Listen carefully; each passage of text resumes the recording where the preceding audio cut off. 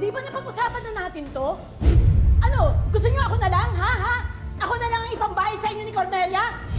Eh, wala namang may gusto itong mangyari, Ate Perla. Anong perla? Pearl! Hindi rin kami nakikipagbilan sa'yo, Ate Pearl. Pakilabas na si Madam. Wala na ang pagdede yung anak ko. Cool. Oh, yan na. Oy! Sile! Ano nangyayari dito? Pearl! Tin! Sarah? Wally, ano ba? Ano problema? Pera. Bihira naman. Di ba nag-usap na tayo? Sabi ko sa inyo, pangako ko sa inyo, oras na magkaroon ng kita uli ang resort, babayaran ko kayo. Hanggang dun sa mga benefits na kailangan nyo matanggap. Eh, Madam Cordelia, kailangan na nga ho namin yun ngayon. Eh, hindi naman ho namin kasalanan na mawala ng customers ng resort at hindi po kami ang may dala ng COVID. Sarah, wala namang may kasalanan dito. Wala tayong kasalanan sa nangyari. Kaya pagbigyan niyo na ako. Ilang araw na lang. Ito na nga't inaayos na namin ni Pearl. Isang linggo. Bibigyan ka namin ng isang linggo, Madam Cordelia. At pag hindi niyo po kami nabayaran, ididemanda po namin kayo. Aba! Kung nasabi niyo na lahat yan, lumayas na kayo! Ikaw, halika na! Halika, Sarah! Tara! Halika! Madam, sabi ko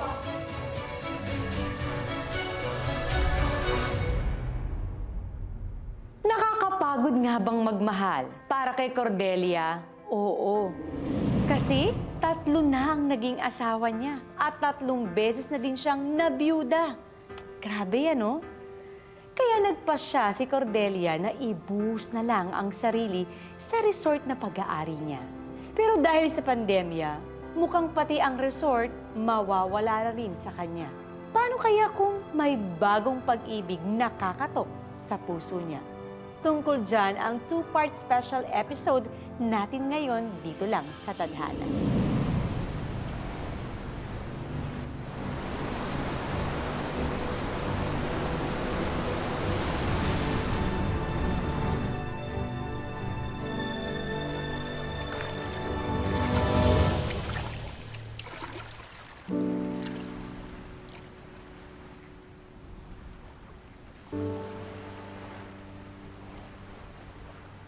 Sa tingin mo ba, masusolusyonan ng problema natin yan?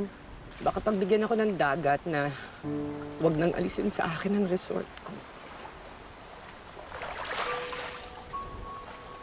Yan na lang natitira sa akin.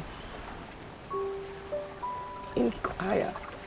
Baka dahil sa kakaalay mo ng bulaklak, halaka, baka may mailab sa'yo, Shokoy! Talaga, Perla. Simula high school, ganyan ka na. Pero, kahit pa paano, Perla, hindi mo pa rin ako iniwan.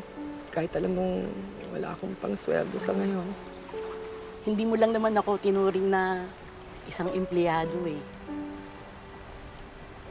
Pamilya na kita. Bakit kita iiwan? Salamat, ha? Uy, social distancing. Perla, Uy, patay. Patay na to.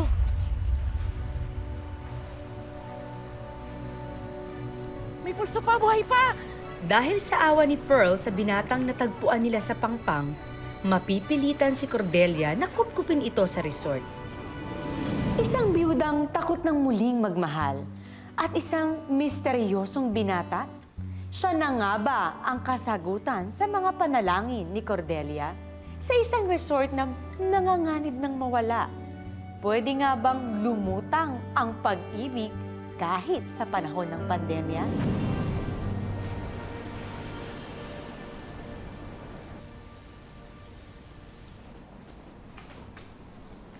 Oy, Pearl. Bakit ba pala yung pag-aasikaso mo dyan sa lalaking yan? Huwag mo sabing nag-iiba ng preference mo. Ikaw naman, napaka-judgmental mo. Una, masama bang tumulong sa kapwa? Pangalawa, wala namang ibang tutulong dyan kundi tayo. Pangatlo, hindi ko siya gusto, no? Mahal ko pa rin kaya si... Di bale na. Basta ito lang tandaan mo, Pearl. Budget natin, hanggang pang 6 months na lang. Para sa panggastos dito. Kasama na rin dun yung pang-araw-araw na gastos natin. Tapos ngayon, nag-aalaga ka pa ng hindi natin kakilala. Ayoko lang may masabi yung ibang tao sa atin. Teka, bakit nga hindi tayo mag-alaga? Bakit hindi natin gawing quarantine facility itong resort? Nakita ko sa TV. Naku, Pearl, mas kakatakutan tayo ng mga customers na yan. Hindi naman siguro. Oo. Pag yan ang ginawa natin dito, parang delikado. Hindi din. Ano yun? Anong ginagawa mo dyan? Ay, may inaayos lang po. Napansin ko kasi sira na po itong kisame nyo. Tsaka nakakaya naman po kung wala po akong gagawin dito. Oh, nasa kondisyon ka na ba? Nagtatrabaho ka na. Baka makasama ah. Kaya ano na siya. Kung kaya na niyo, hindi naman natin siya guest. Kabuti nga yan eh. Kumilos-kilos siya.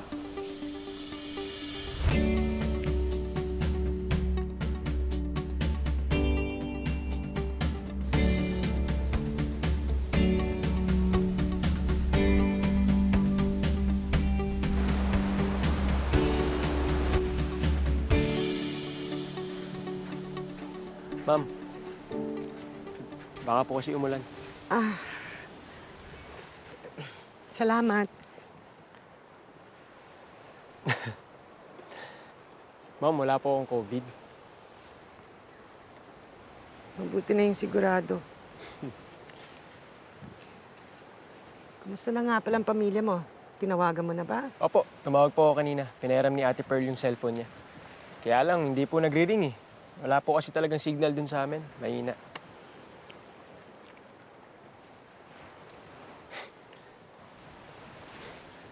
Naniniwala rin po pala kayo dyan. Ginagawa ko rin po dati. Nag-aalay din po ako sa dagat dati. Ginagawa ko po yan.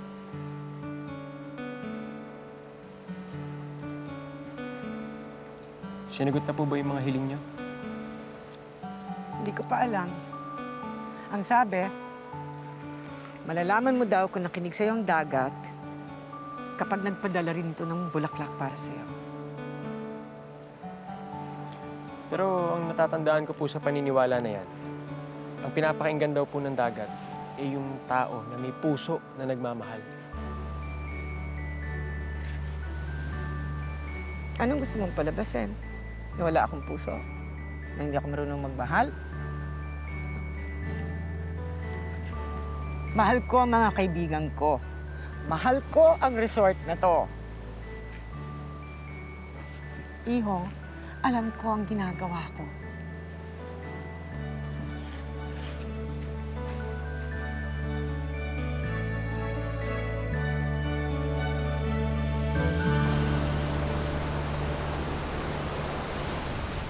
Good night na.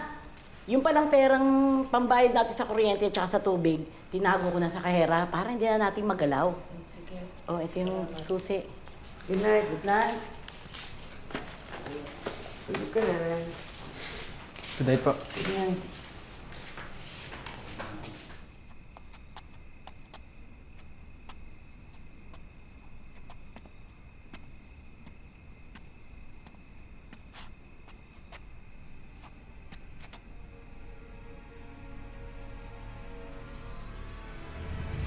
Darlene? Sino dyan? Darlene? Pearl! Darlene? Pearl! Tulong! Pearl! Pearl! Pearl! Tulong!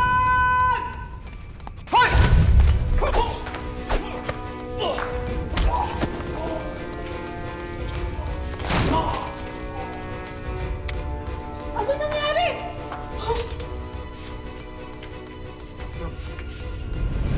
Ay, ay, ay, ay, ay! Sir! Ano nangyayari dito, Pearl? Anong gusto nyo? Ako na lang! Ako na lang ang isang bahay sa inyo ni Cordelia! Eh, wala namang may gustong mangyari nito, Ate Perla. Si Wally.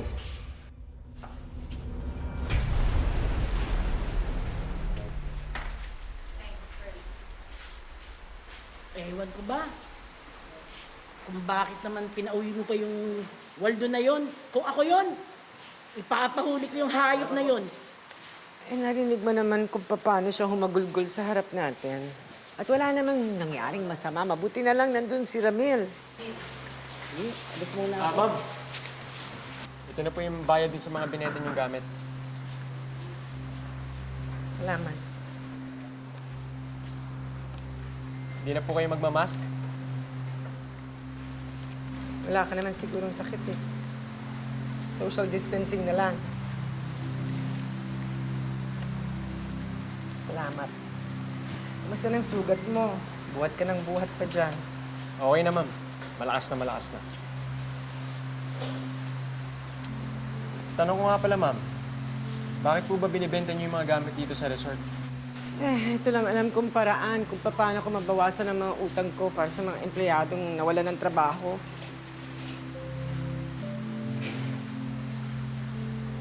Ba't ka naman ngumingiti? Ang bait niyo po pala talaga. Salamat sa tulong mo. Lalo na kagabi.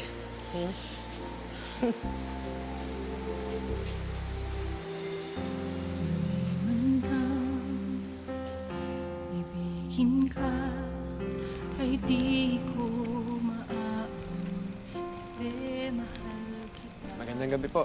Ramil, gising ka pa? Ano yan? Ito, ginawa ko po para dito sa resort niyo. Wow, talaga? Wow, salamat Ramil ha. Pero sayang lang, kahit anong gawin mo, hindi pa rin tayo dudumugin ng mga customers. May utos daw ang City Hall na bawal pa magbukas eh. Oo nga, no? Bobo ko talaga. Ano? Hindi ko po agad naisip yun. Anong bobo? Huwag ka nga magsalita ng ganyan. Hindi ka bobo, Ramil. Ano ka ba? May bobo bang gumagawa ng ganyang kaganda?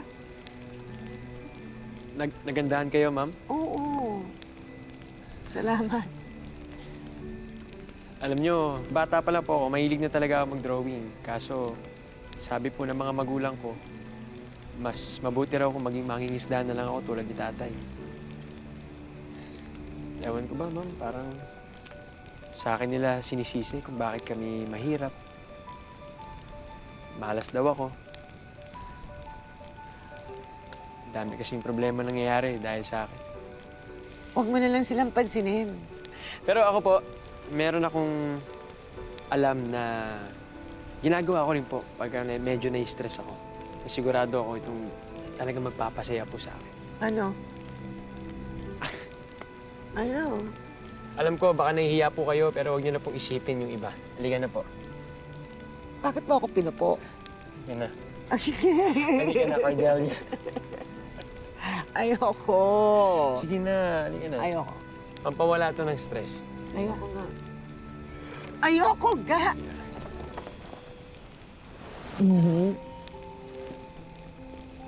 Tapos? Yan. Sikat-ikat lang. Single, double.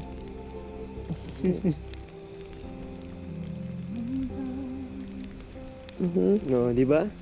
Oh. Marunong ka naman pala eh. Eh, suray-suray lang. Ikaw naman nagdadala. Ayan. Tapos? May gano'n. May ganyan. Stipingin ka sa akin.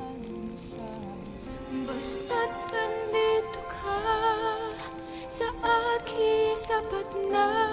Ay sus! Mukhang may namumunang something kina Ramil at Cordelia.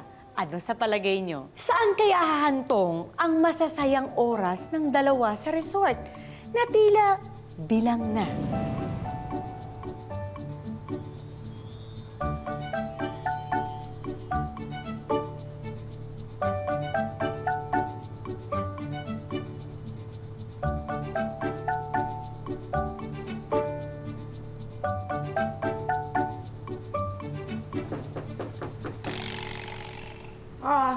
Pasok! Cords! Good news! Oh, hinihinga na tayo ng munisipyo ng sulat para doon sa request natin, quarantine facility. At ang maganda nito, Naghahanap pala talaga sila ng lugar para doon. Hindi na tayo mahihirapan, tingin ko, na ma-approve nila. Di ba? Sana nga. Pero kasi, hindi ko lang alam kung magkano yung babayad nila. Kahit na magkano, basta makaraos lang tayo, di ba? Okay na yun. Mukhang nagbunga na yung pag-aalay ng bulaklak sa dagat Hindi naman. Oo nga. Diba? Sana Oo nga. magtuloy na. Oo nga. Tama. Diba? Yung quarantine facility, yun. Yes. Yun. Yun nga ang ibig mo sabihin.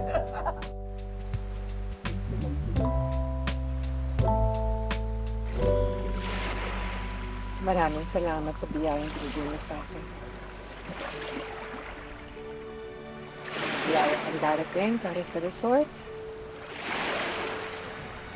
Para kay Pearl. Hindi ako din. At para rin kay...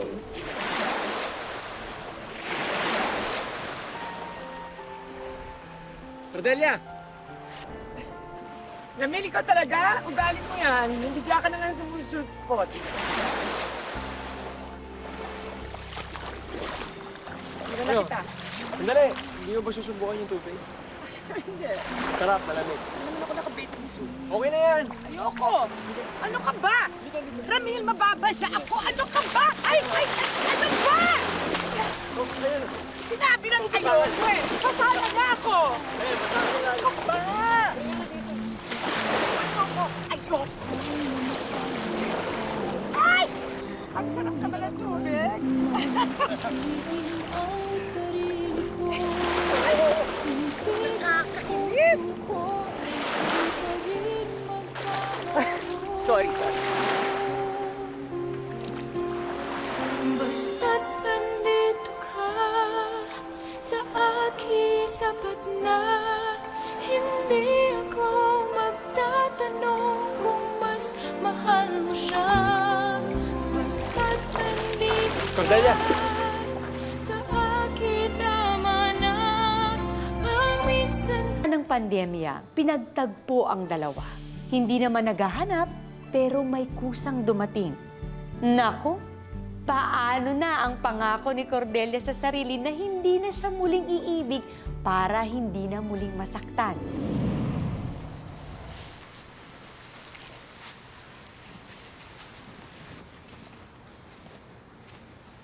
Cordelia, pwede ba tayo mag-usap? Bakit? Ano bang kailangan natin pag-usapan pa? Hindi yung sa atin. Anong sa atin? Ramil naman. Walang tayo, ha? Alam mo, kayo talaga mga kabataan ngayon, pakitaan lang kayo ng konting kabutihan. Akala nyo, kung ano na nang iniisip ninyo. Cordelia, mahal kita. Mahal? Ay, naiibang ka na ba? Ramil, akala mo lang yun. Akala mo nang mahal mo ako. Dahil siguro, nalulungkot ka lang. Dahil andito ka, nag-iisa ka. Pero ang totoo niyan, naghahanap ka lang ng nanay. Di ba sabi mo, may problema kayo ng pamilya mo? Oh, hindi ka masaya doon? Kung kailangan mo ng girlfriend, maghanap ka na lang ng kasing edad mo. Hindi yung pati ako, lolokohin mo. Pati sarili mo. Niloloko mo. Nagsisinungaling ka sa sarili mo. Cordelia, hindi kita niloloko. Ha? Kahit ilang linggo pa lang tayo magkakilala, alam ko totoo itong nararamdaman ko. Ikaw ang gusto ko. Iho? Alam mo ba, Iho, sa panahon namin, bago maging kayo, taon. Hindi yung nagbasaan lang kayo ng konti gusto na agad. Bakit ikaw ba? Ikaw ba? Ano bang nararamdaman mo sa akin? Aba, Ha? Di ba mahal mo rin ako? Ramil, pwede ba? Kasi naramdaman ko yun Naramdaman ko mahal mo rin ako. Marami akong ginagawa. Mamaya mo na lang ako guluhin. Mamaya? Mamaya wala na ako. Tumawag na ako sa amin kanina, alam nila buhay pa ako. Kaya hinihintay na nila na makauwi ako agad. Pero kung sasabihin mo sa akin na huwag akong umalis, gagawin ko yun.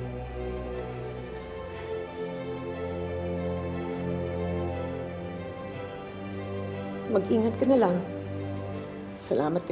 Salamat na lang sa mga tulong mo.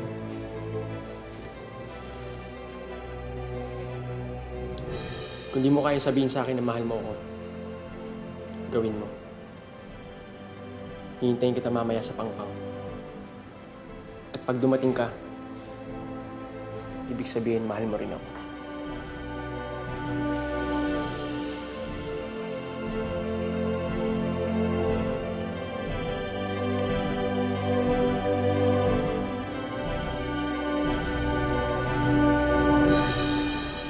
Aalis na si Ramil. Hindi mo ba pipigilan? Mas importante makausap natin si engineer tungkol sa resort. Hindi. Mas kailangan ng engineer ng puso mo, Cords.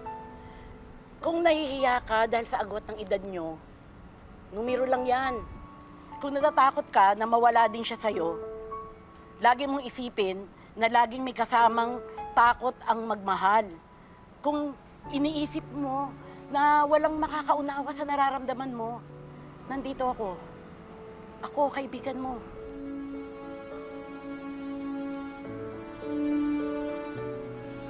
Dalawa. Tatlo.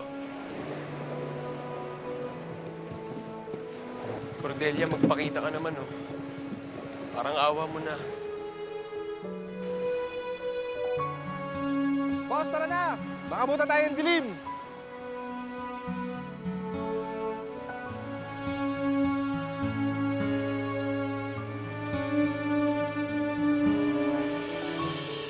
Kung hindi mo kayang magsalita, sana naman, kahit papano, alam mo kung anong gagawin mo. Yan, ganyan.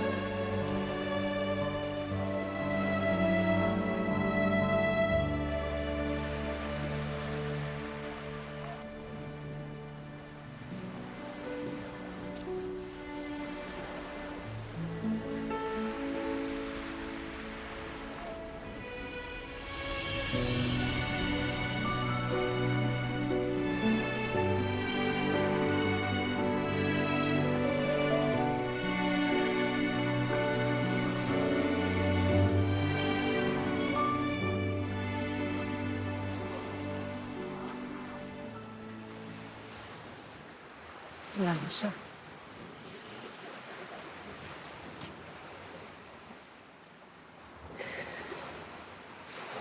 Hindi na dapat para sa akin ang lahat.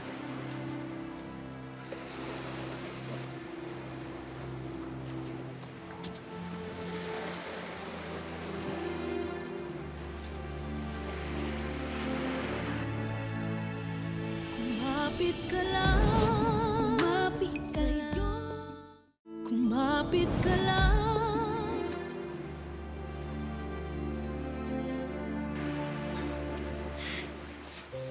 Ramil,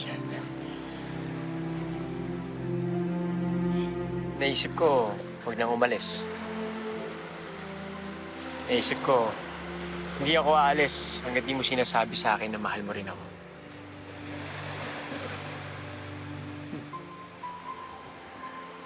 ano pang gusto mong sabihin ko? Andito na ako. Ano pa bang ibig sabihin nito?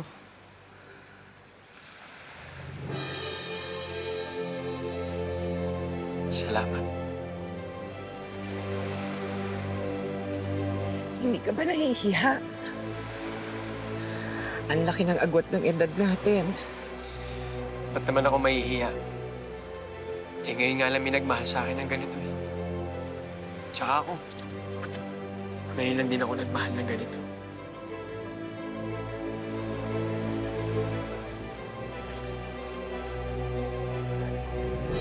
Hindi ka ba natatakot?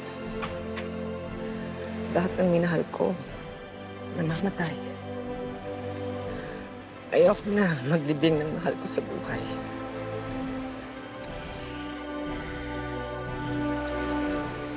Lahat na nagmamahal, laging nalulungkot sa dulo. Pwedeng dahil naghiwalay sila o dahil namatay nga yung isa. Pero hindi naman yung dulo yung mahalaga sa mga nagmamahal, di ba? Mahalaga yung gitna. Kasi doon tayo mas maaagawa ng maraming alaala. At doon ko patutunayan sa'yo na mahal kita.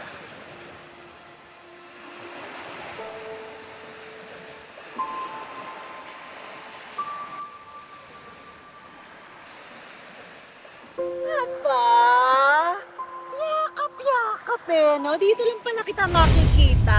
Akala mo ba matatakasan mo yung responsibilidad mo sa pamilya mo? Ramil, sino siya? Ako? Sino ako? Hoy, sabihin mo sa kanya kung sino ako. Sabihin mo sa babaeng to! Ikaw, sino ka ba? Ha? Cordelia.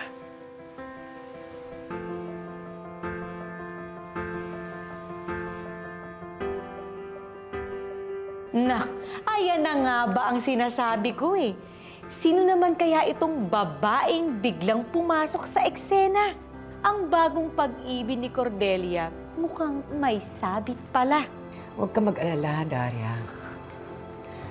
May magmamahal din sa'yo.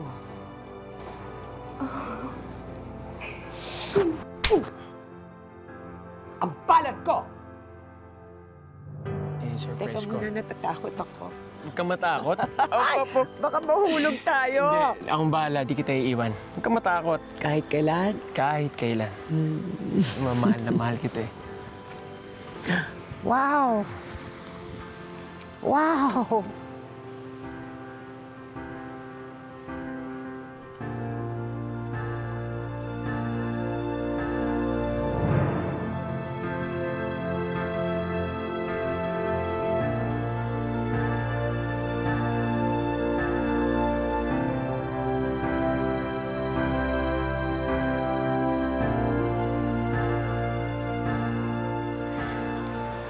Mahal, ano yan? Bakit ka nakaitim? Baka sakaling may ilibing akong buhay. Mabuti ng handa sa pagluluksa.